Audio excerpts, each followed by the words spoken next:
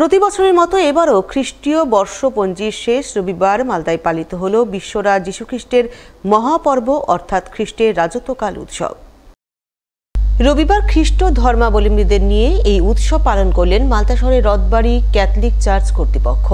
তারা যীশুখ্রিস্টের মহাপর্ব অর্থাৎ খ্রিস্টের রাজত্বকাল উপলক্ষে রবিবার মালদা শহরের বুকে এক ধর্মীয় পদযাত্রা করেন। পদযাত্রায় সামিল খ্রিস্ট ধর্মাবলম্বীরা বিশ্ব রাজা যীশুখ্রিস্টের প্রার্থনা সঙ্গীত গাইতে গাইতে পথ পরিক্রমা করেন। যীশুখ্রিস্টকে সমগ্র বিশ্বের রাজা এই বার্তা তুলে ধরেন পদযাত্রায় সামিল খ্রিস্টান ধর্মাবলম্বীরা।